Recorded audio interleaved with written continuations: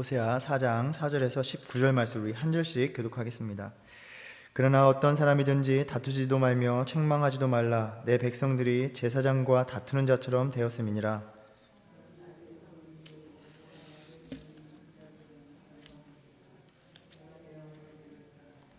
내 백성이 지식이 없으므로 망하는도다. 내가 지식을 버렸으니 나도 너를 버려 내 제사장이 되지 못하게 할 것이요 내가 내 하나님의 율법을 잊었으니 나도 내 자녀들을 잊어버리리라.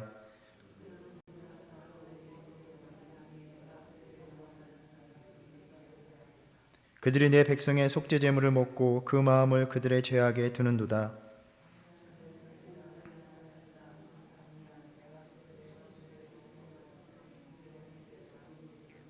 그들이 먹어도 배부르지 아니하며 음행하여도 수요가 늘지 못하니 이는 여호와를 버리고 따르지 아니하였음이니라. 내 백성이 나무에게 묻고 그 막대기는 그들에게 고하나니 이는 그들이 음란한 마음에 미혹되어 하나님을 버리고 음행하였음이니라.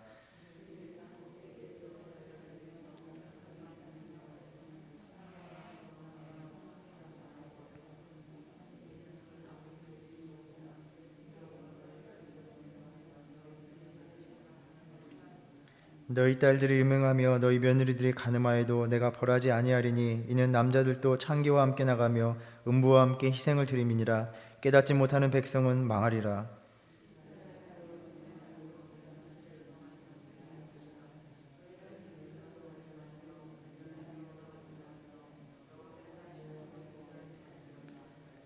이스라엘은 완강한 암소처럼 완강하니 이제 여호와께서 어린 양을 넓은 들에서 먹인같이 그들을 먹이시겠느냐. 그들이 마시기를 다하고는 이어서 음행하였으며 그들은 부끄러운 일을 좋아하느니라. 그들이 그 제물로 말미암아 부끄러운 일을 당하리라. 아멘. 지난주에 우리 말씀 나누면서 하나님께서 이스라엘 백성들을 보실 때에 이 땅에는 세 가지가 없다라고 말씀하셨죠. 기억이 나십니까? 이 땅에는 진실도 없고 인애도 없고 하나님을 아는 지식도 없다라고 그 백성들을 고발하셨습니다. 이것은 단지 오래전 이스라엘 백성들 뿐만이 아니라 바로 우리 각자에게 또 우리 교회에게 주시는 무거운 말씀이었습니다. 너희에게 진실도 없고 인애도 없고 하나님을 아는 지식도 없다라고 말씀하셨습니다. 하나님을 사랑한다라고 하면서 우리가 드리는 예배와 섬김의 삶은 결코 하나님을 사랑하는 것이 아니라 우리 자신을 사랑하는 그러한 삶의 모습이었습니다. 또 하나님께서 원하시는 인애를 저버린 이기적인 삶의 모습으로 살아갈 때가 많았습니다. 무엇보다도 하나님만이 우리의 구원자 되시며 공급자 되신다는 그 참된 지식을 버리고 하나님 아닌 것들을 의지하고 기대하는 삶일 때가 많았다는 것입니다. 그럴듯하게 포장된 그 믿음의 모습을 버리고 하나님께로 온전히 돌아오라 라고 말씀하셨습니다. 오늘날 신앙인들이 각자 자기의 신앙 기준을 세워놓고 거기에 만족하며 신앙생활을 하는 이때에 우리는 진정으로 하나님 보시기에 바른 신앙, 우리 자신이 인정하고 용납하는 신앙이 아니라 하나님께서 기뻐하시는 신앙으로 돌아가야 한다라는 것입니다. 우리의 믿음의 중심을 하나님께로 두는 저와 여러분 되기를 바랍니다. 이스라엘 백성들은 그렇게 하나님을 아는 지식에서 벗어나서 하나님과의 언약의 그 율법에서 명하신 금하신 삶을 살아가는 타락하고 패역한 모습이었습니다. 지난 시간에 읽었던 2, 3절에 언급하고 있는 삶이 십계명에서 엄히 금하고 있는 그러한 죄악들이었습니다. 하나님께서는 북이스라엘로 하여금 이렇게 심판에 이르는 삶을 살아가게 하는 데에 대한 그 책임은 1차적으로 당시의 백성들의 지도자들에게 있다라고 지적하셨습니다. 그러니까 백성들을 가르칠 임무를 맡은 제사장들의 영적인 무지로 인해서 백성들까지 멸망에 이르게 된 것입니다.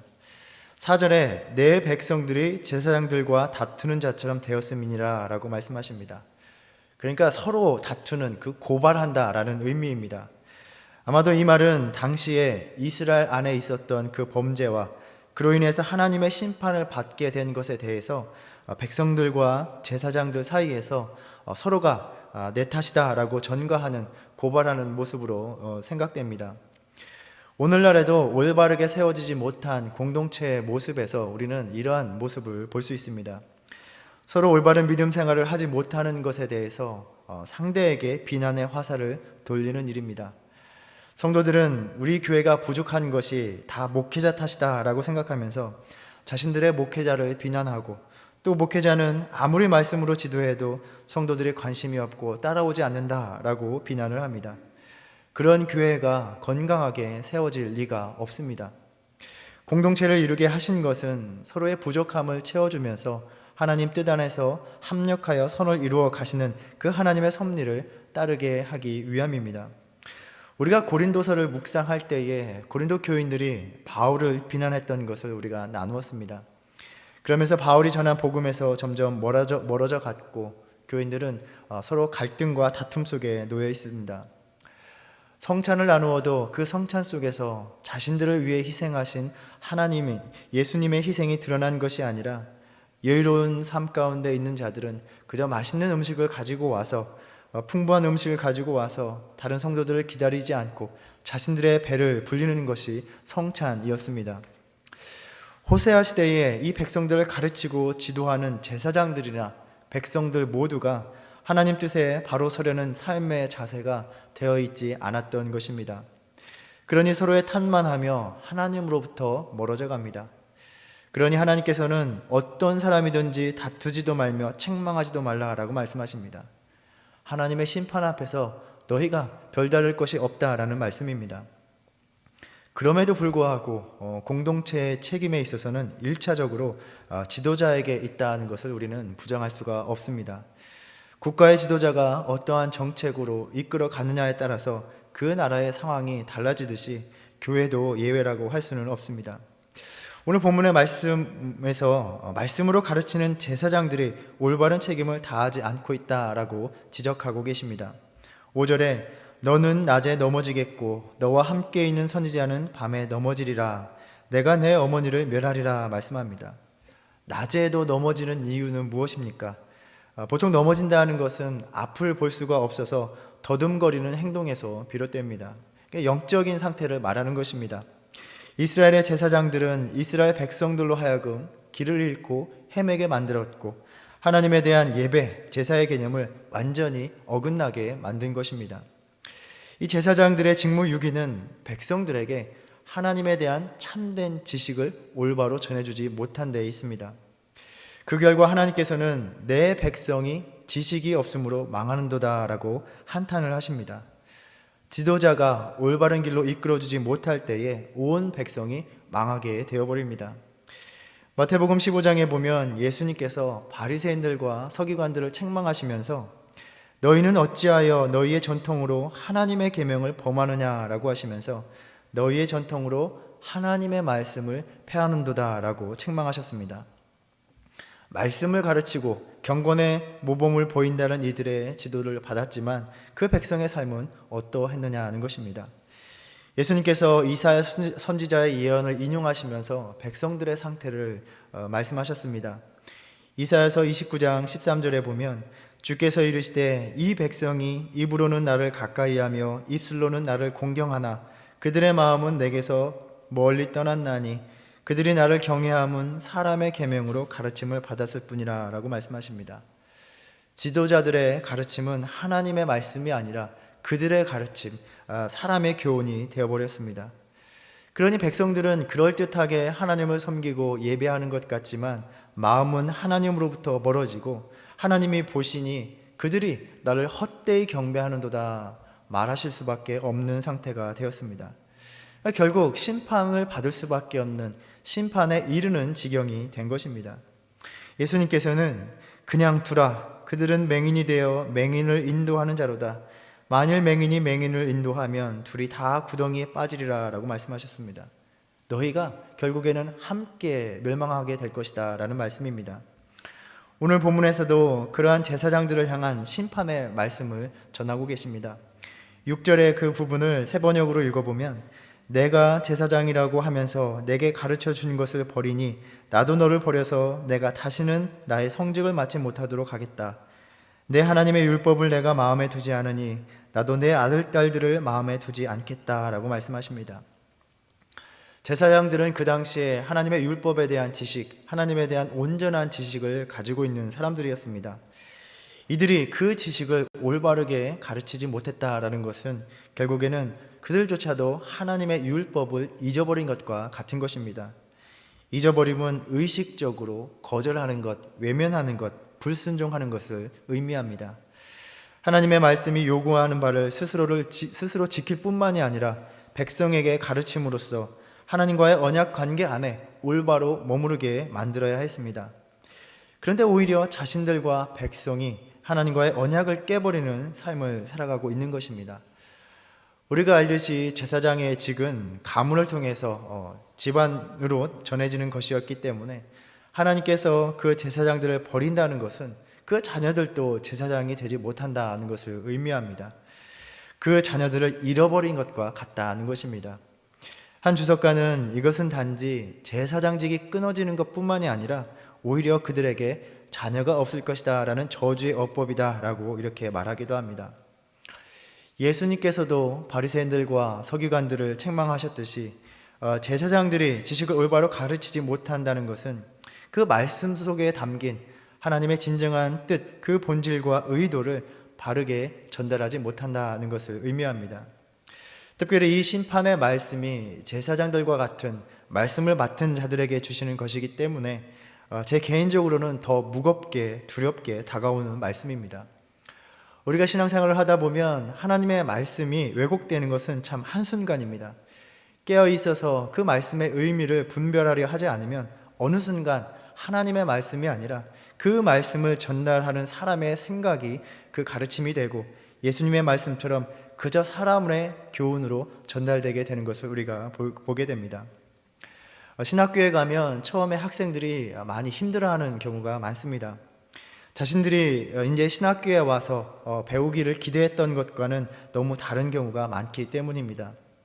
특히 성경에 대한 접근 방식이 자신이 지금까지 듣고 배운 것과는 달라서 당황하기도 하고 많이 어려워합니다. 때로는 교수님과 아주 심하게 논쟁을 벌이기도 합니다. 그 논쟁 중에 교수님이 묻습니다. 야, 너는 도대체 어디에서 이 말씀을 그렇게 보게 됐느냐? 왜 이렇게 너는 이 말씀을 보느냐? 라고 물으면 자신 있게 대답을 합니다. 우리 교회 목사님이 그랬습니다. 라고 말을 합니다. 훌륭한 성도죠. 목사님의 가르침을 받고 그것이 옳다라고 여기며 평생을 믿고 살아온 것입니다. 참 성경 말씀을 올바로 이해하고 전한다는 것은 쉽지 않습니다.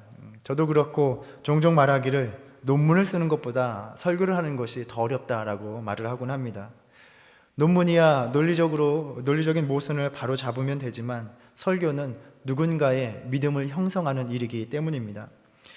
신앙생활을 하시면서 교회 학교 교사로도 섬기시고 또 함께 큐티 모임을 가지시고 동산인도를 하시면서 말씀을 전하는 무게를 익히 아실 것이라 생각을 합니다. 이것은 여담입니다. 저는 아직도 잊혀지지 않는 그 성경 공부 가르침이 있습니다. 제가 주일학교에 처음 갔을 때의 그 첫 시간에 그 당시에 전도사님이 가르쳐 주신 말씀입니다. 그 주제가 고든 길, 바른 길이었습니다.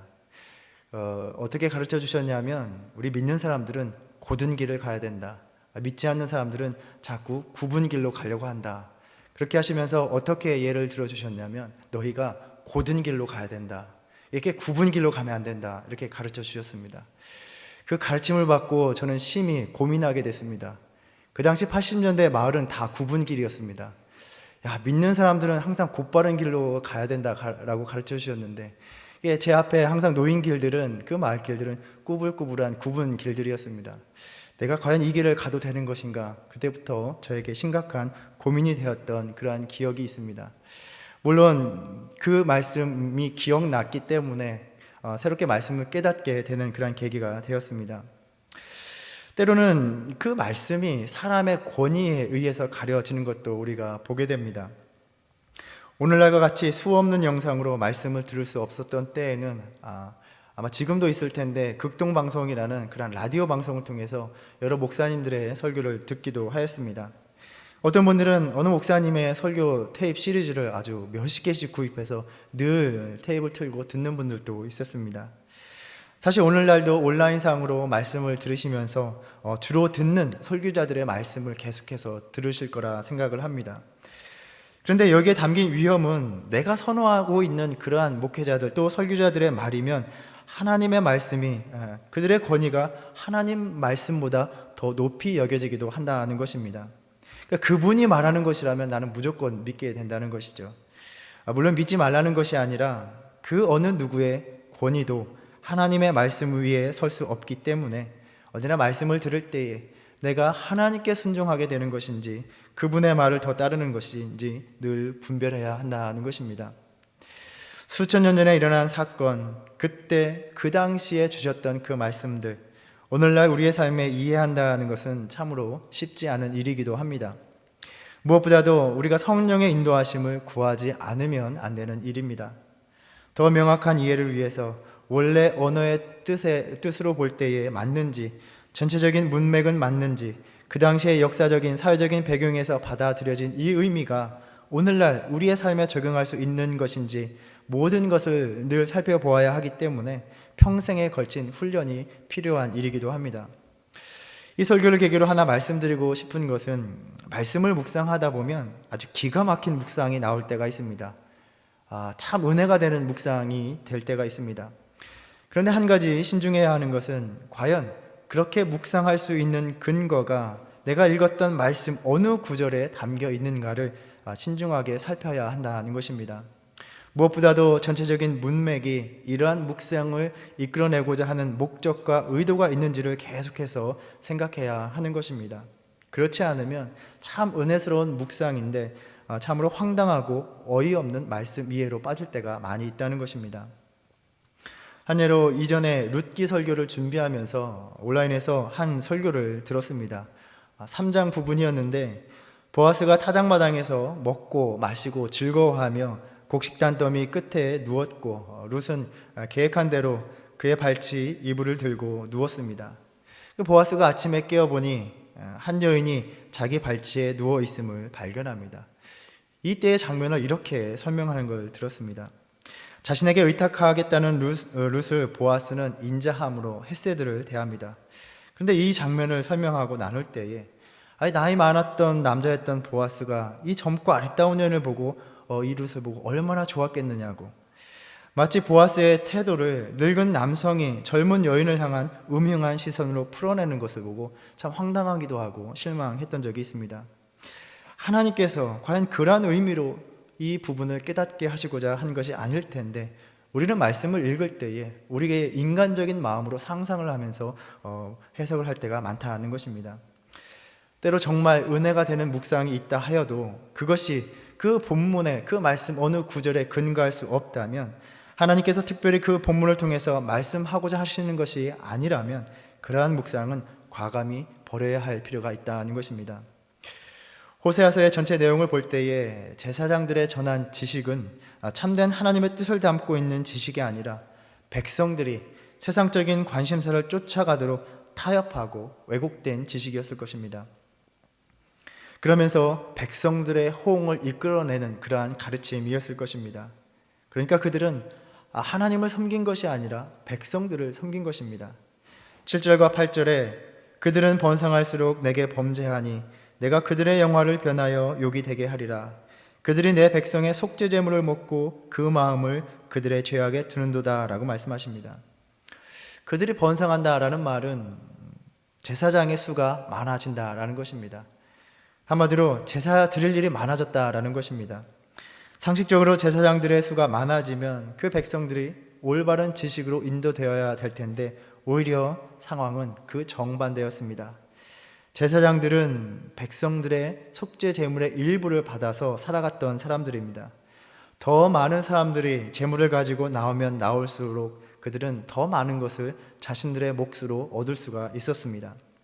아마도 중세시대처럼 제사를 통해 나오는 이들에게 사제를 선포해주고 축복을 해주는 대가로 백성들의 제물들을 얻어내는데 혈안이 되어 있었을 것입니다.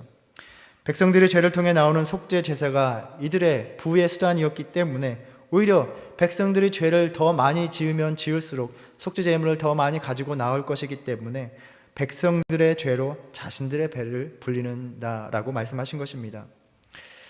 부끄러운 이야기지만 이전에 한국에 IMF 상황이 발생되어서 참으로 어려운 때가 있었습니다. 그런데 이때에 신학교로 들어오겠다고 지원하는 사람들의 수가 급격하게 늘어났다는 통계를 전해 받았던 기억이 있습니다.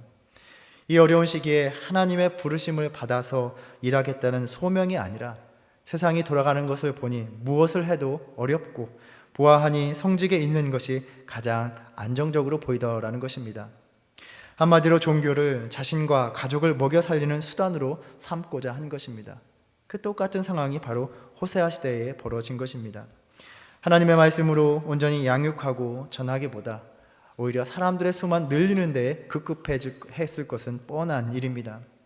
그리고 그 당시에 신학교는 신학교대로 많은 사람들이 지원을 하니 재정을 충당할 수가 있어서 무분별하게 학생들의 정원을 늘리는 그러한 상황이기도 하였습니다.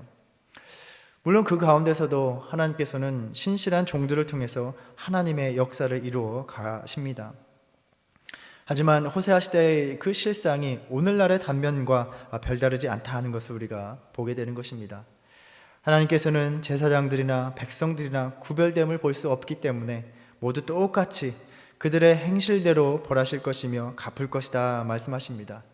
제사장들은 주를 버렸고 다른 신들을 섬기는 음행에 빠져들어서 더 이상 백성들의 존경을 받지 못할 뿐만이 아니라 공개적으로 백성들에게 수치를 당하게 하실 것이다 라고 말씀하십니다.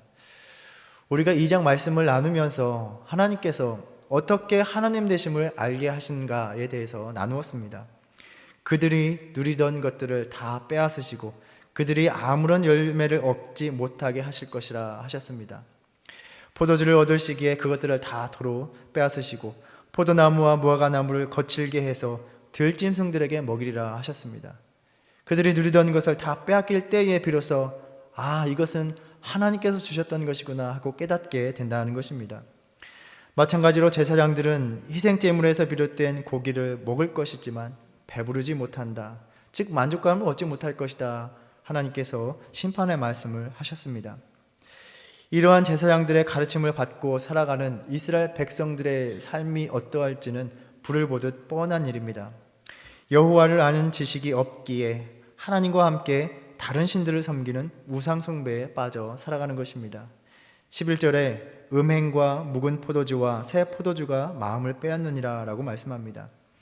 여기에서 음행은 성적인 음란을 벌이는 바알 제의에 참여하는 그러한 우상 숭배를 이야기합니다. 마음을 빼앗기는 것은 그렇게 제사를 통해서 마신 술에 취한 상태가 되어서 분별력을 잃게 되고 우둔한 마음이 되는 것을 우리가 생각해 볼 수 있습니다. 그리고 그 백성들이 나무에게 묻고 나무 아래 제사를 드립니다. 아마도 이것은 나무로 만든 우상에게 제사를 드리고 또 나무 막대기로 점치는 것을 의미하는 것으로 보입니다. 여기에서 보면 우상 숭배하는 삶의 특징을 우리가 보게 됩니다. 하나님이 아닌 다른 것들에게 묻고 구하는 삶을 살아간다라는 것입니다. 이것은 하나님께서 율법의 말씀을 통하여 주신 참된 지식을 따라서 살아가기를 거부하는 삶입니다. 우리는 여기에서 왜 이스라엘 백성들은 그 능력의 하나님을 모시고 하나님이 아니라 우상에게 나아가 물었는가를 생각해 보아야 합니다. 우상들에게 나아가서 이들이 물은 것은 무엇이었겠습니까? 내가 진정으로 하나님께서 원하시는 것이 무엇입니까? 내가 어떻게 살아가기를 하나님께서 원하십니까? 라고 가서 우상에게 물었겠습니까? 신앙생활 하는 이들이 무당이나 점치는 자를 찾아가서 내가 어떻게 하면 하나님을 더 충성되게 섬길 수 있겠습니까? 그것을 물었겠습니까? 오늘날 사람들은 무당이나 점치는 자를 찾아가서 무엇을 묻고 있습니까? 그 우상들에게 가서 묻는 것은 온통 자신의 세상적인 관심사, 그에 대한 대답을 구했다라는 것입니다. 좀 단순하게 예를 들어보자면 내가 이것을 지금 해야 많은 이익을 얻을 수 있겠습니까? 아니면 저것을 해야겠습니까? 아니면 이번에 어떤 번호를 적어내야 내가 복권에 당첨될 수 있겠습니까? 이러한 것들을 우상에게 묻는 것입니다. 하나님께서는 말씀 속에 주신 하나님의 뜻대로 살아가야만이 하나님께서 주시는 복을 얻으며 살아간다 약속하셨습니다. 그런데 인간의 이기적이고 탐욕적인 마음은 하나님의 뜻대로 살아가기보다는 내 마음대로 살아가서 어떻게 하면 세상적인 것들을 얻을 수 있을까? 세상적으로 유익한 것들을 더 얻고 싶은 마음뿐입니다. 그러니 하나님께서는 이러한 물음들을 용납하시지 않으니 우상들에게 가서 친절하게 답해주는 우상들에게 가서 묻게 되는 것입니다. 점집을 찾아가고 오늘날 사람들은 무당을 찾아갑니다. 그렇게 우상 숭배를 통해서 어떻게 하면 자신들의 삶을 풍요롭게 만들 수 있을까? 이것이 그들이 매몰되어 있는 삶의 모습이었습니다. 여기에서 심각한 문제는 이스라엘 백성들이 결코 하나님을 떠나지 않았다는 것입니다. 백성들은 결코 하나님께 드리는 제사를 소홀히 하거나 멈추지 않았습니다. 바알을 섬기면서도 또 열심으로 하나님께 제사를 드린 것입니다. 한편으로 이들은 열심으로 바알의 우상 제의에 참여하면서 바알이 자신들에게 풍요를 가져올 것이라고 믿고 있었고, 자신들에게 주어진 풍요가 그렇게 열심으로 바알 제사를 드렸기 때문이라고 믿으며 살아가는 것입니다.